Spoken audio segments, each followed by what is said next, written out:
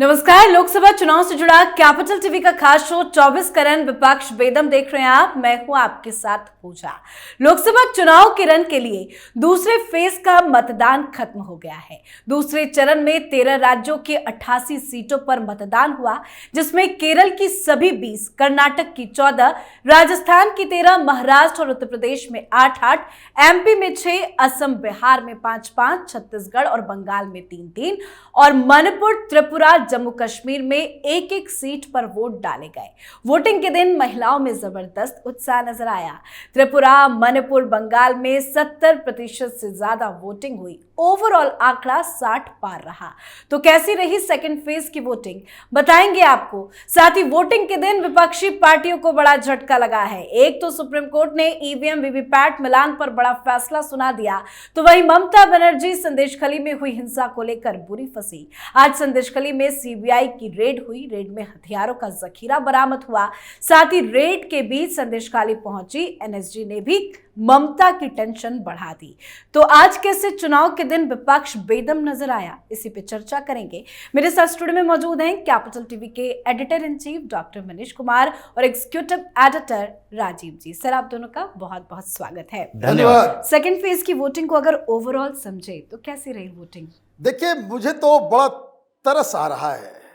क्या करेंगे वो लोग जो पिछले 5 साल से प्रधानमंत्री मोदी के खिलाफ रोज प्रपंच, झूठ, अफवाह का बाजार सजाते थे।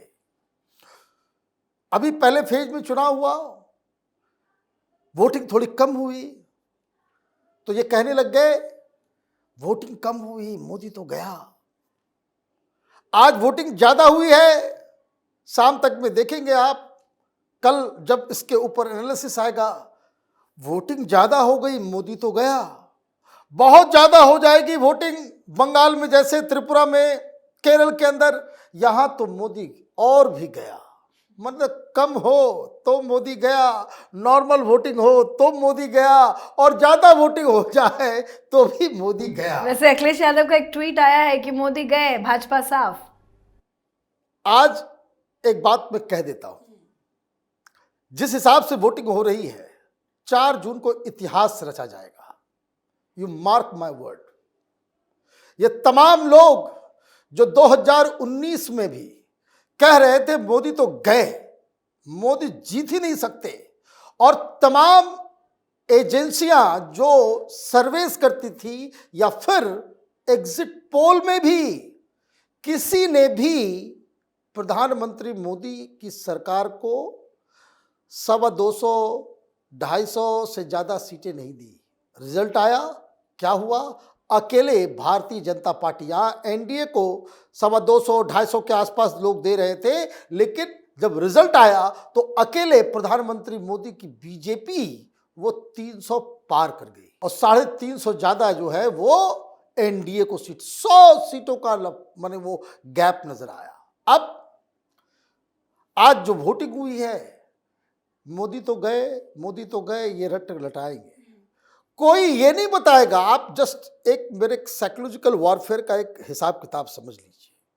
आपने कभी किसी इस तरह के एक्सपर्ट को ये कहते हुए सुना कि कांग्रेस पार्टी को कितनी सीटें फर्स्ट फेज में आ रही है? कल भी ध्यान रखिएगा, सब ये कहेंगे इंडिया इंडिया इंडिया। अरे भाई, इंडिया है कहां?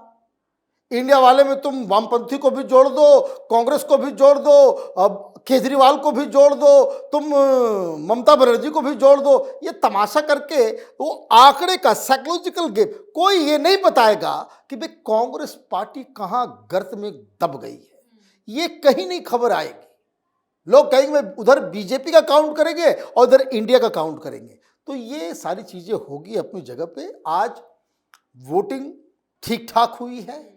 उसकी वजह यह है कि भारतीय जनता पार्टी के संगठन के लोगों को समझ में आया कि अपने लोगों को बाहर निकालना अत्यंत आवश्यक है। लोग बाहर निकले, वोट भी दिया, और सबसे बड़ी चीज जिससे धड़कन जो है वो विपक्ष की बढ़ रही है, विपक्ष बेदम हो गया है, क्योंकि महिलाएं बढ़ चढ़ के हिस्सा ले रहे हैं। बिल्कुल, सर ने एक बहुत अच्छी बात कही कि अब ये कोई नहीं कह रहा है कि कांग्रेस पार्टी को कितनी सीटें आएंगी, ना ही कांग्रेस के नेता भी इस तरह से दावेदारी कर रहे हैं। आज जो 88 सीटों पर वोटिंग हुई है, अगर इसके समीकरण को समझे तो एक तरफ एनडीए, दूसरी तरफ अगर इंडिया है, तो किसे फायदा और नुकसान नजर आ रहा है? देखिए, ये जो कांग्रेस की बात हो रही है अभी, कांग्रेस पार्टी चुनाव ही कितने सीटों पर लड़ रही है जिसकी चर्चा ये लोग करेंगे। अगर केरल में कांग्रेस की बात करें तो पिछली बार जो कांग्रेस को ज्यादातर, साउथ इंडिया में भी ज्यादातर सीटें केरल से मिली थी, ये केरल खोते जा रहे हैं। केरल में जिस तरह के सिचुएशन हुए उसमें लगता नहीं है कि पिछली बार क्या, इस बार में भी पिछली बार का जो इनका वोटिंग था और पिछली बार जितनी सीटें लाए थे, यानी कि जो यूडीएफ ने 19 सीटें ली थी, अब यूडीएफ के खाते में 8 से 10 सीटें मुश्किल से आ सकती है, ऐसा दिखाई पड़ रहा है। तो हर जगह पर जहां कांग्रेस चुनाव लड़ रही है, सीधे तौर पर जहां इसके गठबंधन सहयोगी छोटे पार्टनर हैं, क्योंकि ज्यादातर जगह पर कांग्रेस जिस गठबंधन में है यही सबसे छोटा पार्टनर है, चाहे बिहार हो, महाराष्ट्र हो या उत्तर प्रदेश हो, हर जगह पर कांग्रेस को नेगोशिएट करना पड़ा कि हमें इतनी सीटें दे दीजिए, इसे कम करके दिया गया। तो ऐसे में कांग्रेस के साथ तो भारतीय जनता पार्टी को कोई तुलना है ही नहीं।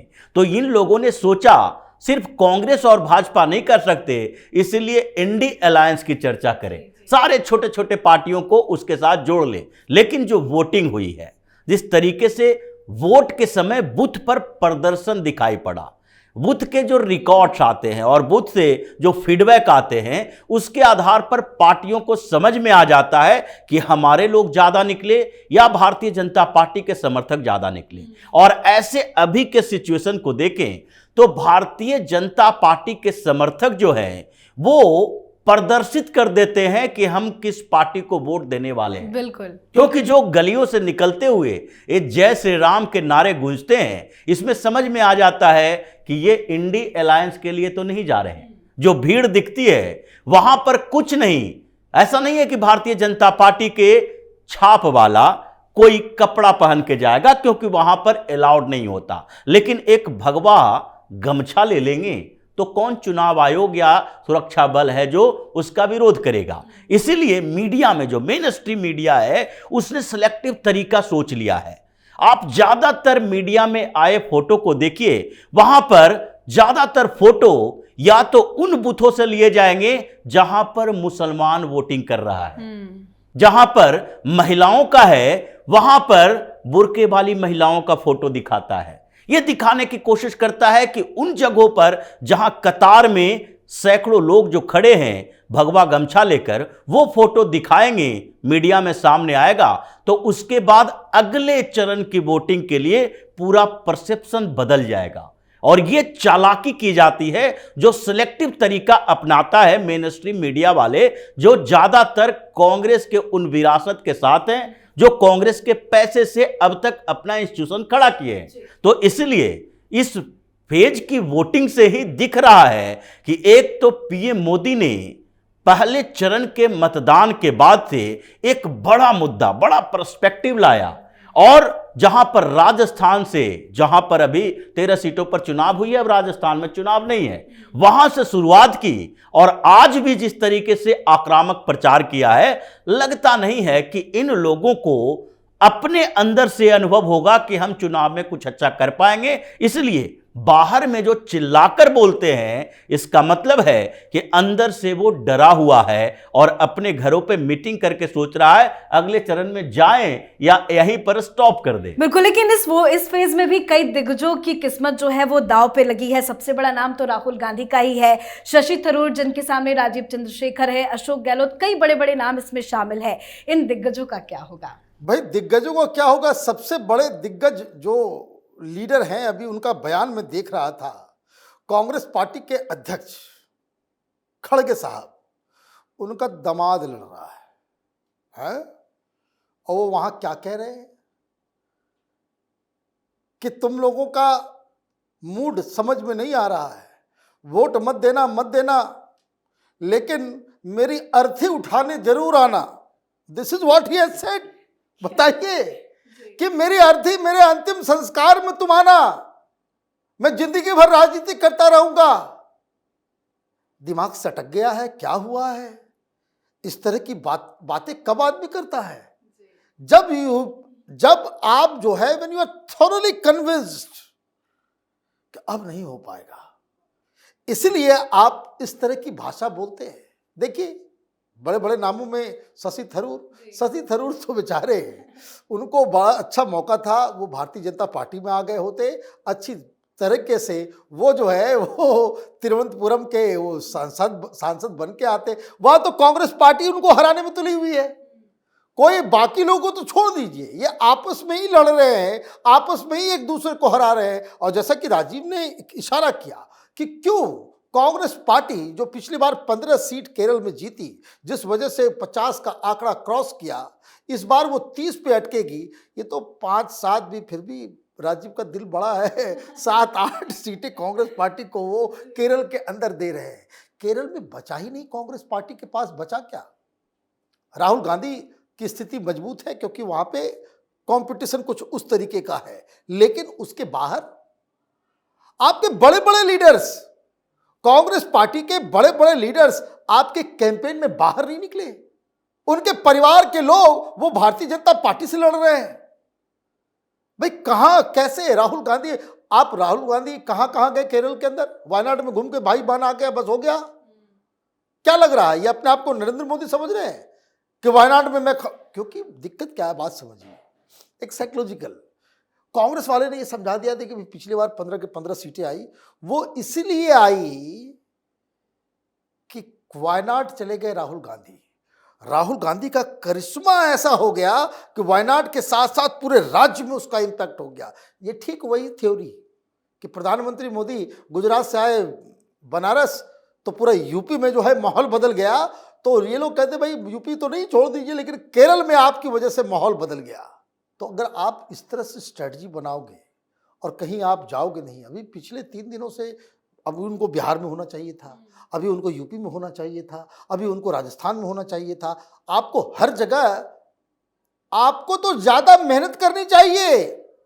आप प्रधानमंत्री मोदी को चैलेंज कर रहे हो, तो प्रधानमंत्री मोदी अगर 3 कर रहे हैं रैली दिन भर में, तो आपको 5 करनी चाहिए, तब तो आप कॉम्पीट कर पाओगे।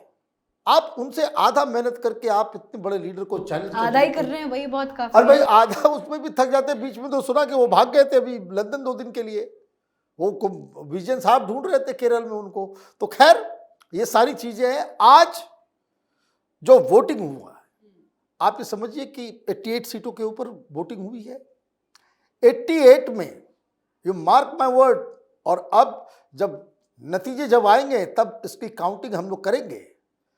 आप ये समझिए कि 65 से 70 सीटें 88 में ये एनडीए के गोद में जा रहा है, और इसलिए ये लोग परेशान हैं। बिल्कुल, हम इस पे कैपिटल टीवी का सर्वे भी जरूर करेंगे।